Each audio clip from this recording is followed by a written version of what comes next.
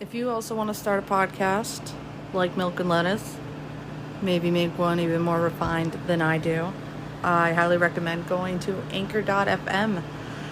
It's free. You do not need to pay them anything. You can have them publish it. They do have it on Apple, Google, Spotify, and others. You can just hit auto distribute and let them take care of the rest. That's what I did. That way I don't have to worry about any of all that. Yeah, words can be hard. But yeah, it's totally free. You can make money. There's no minimum listenership required. There's many different tools all right there. Download the free Anchor app or go to anchor.fm to get started. And please send me your podcasts. I would love to listen to them. Thank you so much. Thank you to you, the listener, and to Anchor FM for being the new home to Milk and Lettuce.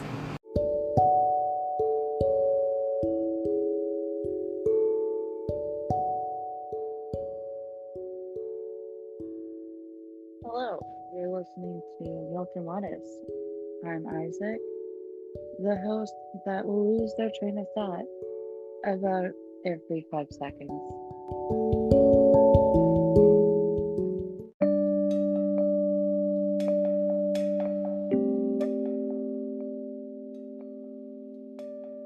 Alright, I know I've said this before, but I feel like I have to say it again for the immature fucker in the back here. I'm not a healthcare professional. I do not try to be. I've never claimed to be. I solely speak from my own experiences and my struggles with my own mental illness, my own, I guess, journey to sexual identity and gender identity. I've also, I also speak about my medications, what side effects they've given me, things like that.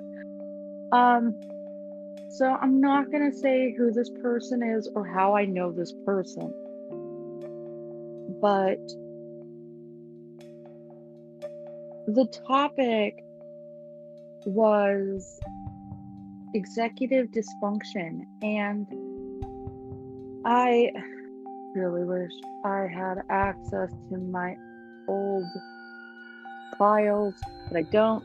Those are gone. The original Milk and Lettuce is completely gone. You might see it.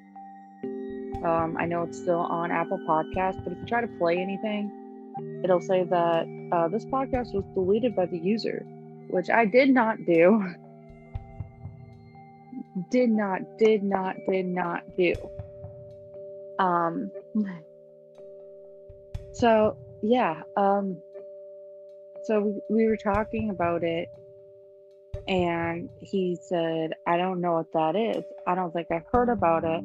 And then starts bragging about his expertise in ADHD. And it's like, okay, kiddo.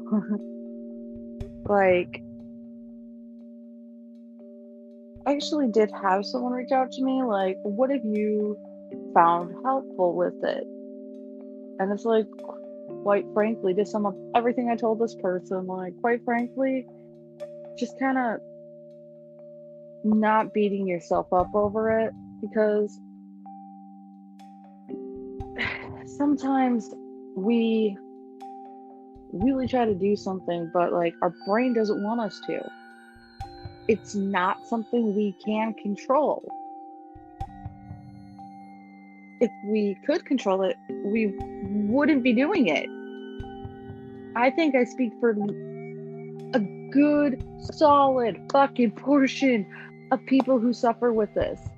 Whether it's because of ADHD, or because of autism, or because of anything else that this can come from. Because yes, executive dysfunction is not solely ADHD. I know a lot of people on TikTok lately have been talking about it. It's also from autism though, but mine is from ADHD. And I guess the biggest example I can give right now was, I'm like, you know what?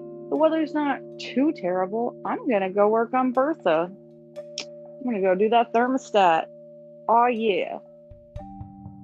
So I start getting dressed to go outside, go downstairs to put my shoes on, and I'm like, well, fuck.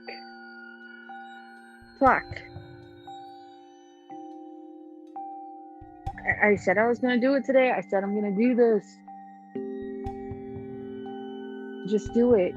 Just fix the fucking car. Just do it. Do it. Fix the car. Do it. But I don't know. Something came over me and I couldn't do it anymore. I wanted to. I still want to. It's also like really thunderstormy outside, so I'm not doing it now.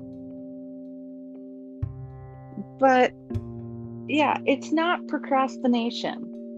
And that is the biggest differentiator, if that's a word, between executive dysfunction and procrastination.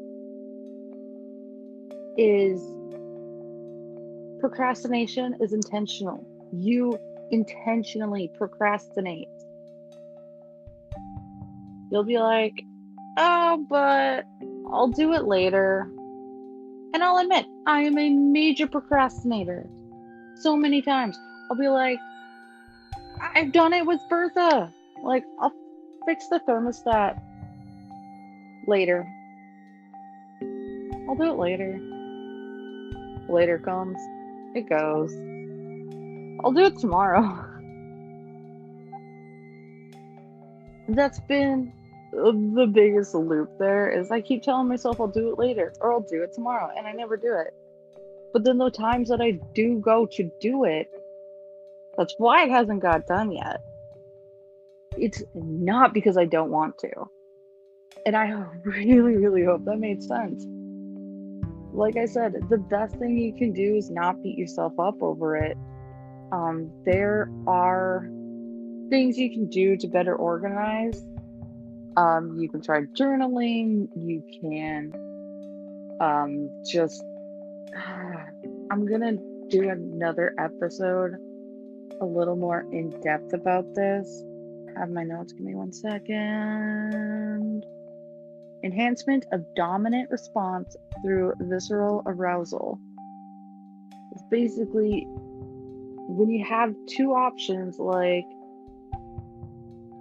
I'm gonna pass this grade, or I'm gonna pass this class, versus I might fail tomorrow's exam. If you psych yourself up for passing the class, you are more likely to pass the class. And therefore that you might be more likely to pass that exam. But if you're leaning more towards you're gonna fail the exam, do not psych yourself up, because you might be let down. Instead, if that is the dominant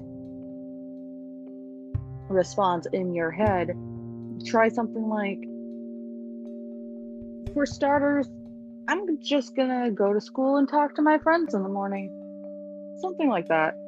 Like I said, I'm gonna do a more in-depth one about that. But yeah. So the hell was I talking about? Oh yeah. Okay, yeah.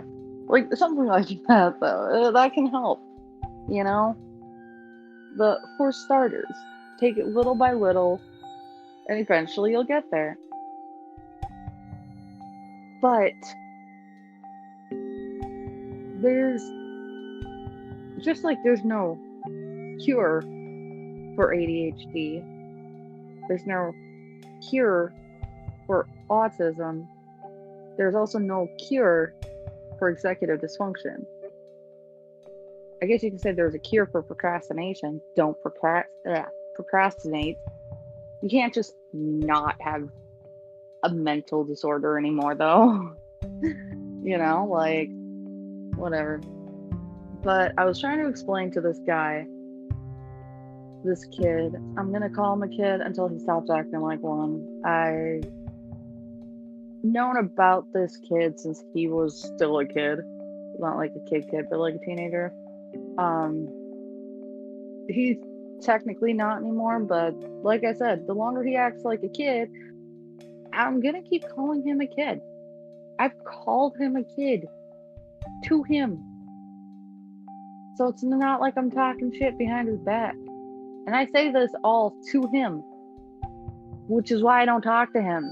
I cannot. It frustrates me to no end because he's got that, like, that weird complex about him that he knows everything. Everyone else is wrong. And it's like, you can at least accept when someone points out you're wrong. Try it. But yeah, like, I guess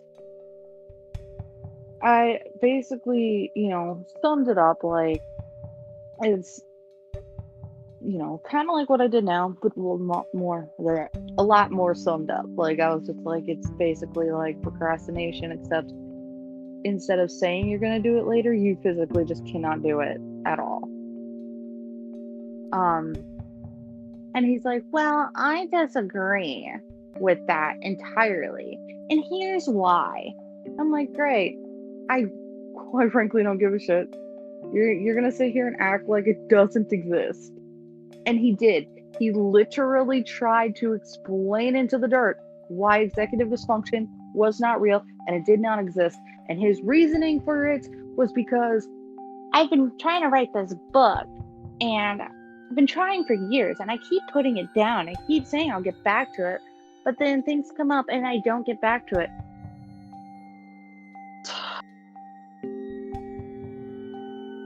Kid.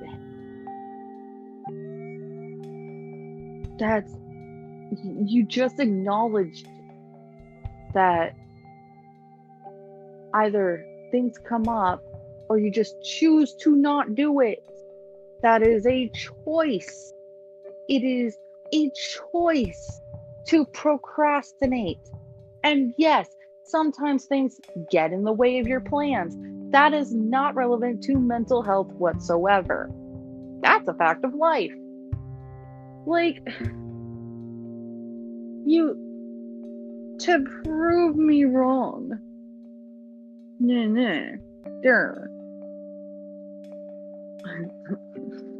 That is part of my smug accent, I guess. I don't know what that was. But yes, to prove me wrong, so to speak. He proved me right. Like, you made the choice to procrastinate. It's not that your ADHD got in the way. You chose to not do it. Or, life happens. Like, life happens in neurotypical people too. Sometimes they're like, I'm gonna go to the gym later. And then their car breaks down. That's not relevant to their mental state whatsoever. I don't know. I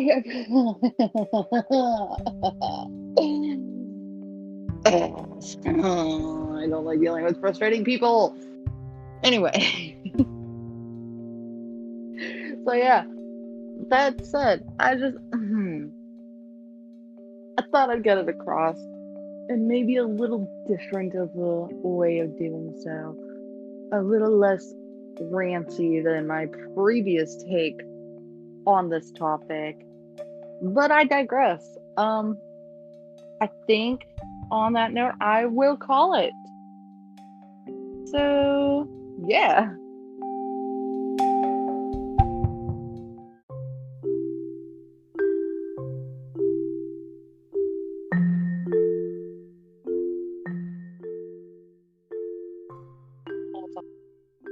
Anyways, I hope you're having a fantastic morning, day, afternoon, evening, night, ever when you're listening to this. Have a great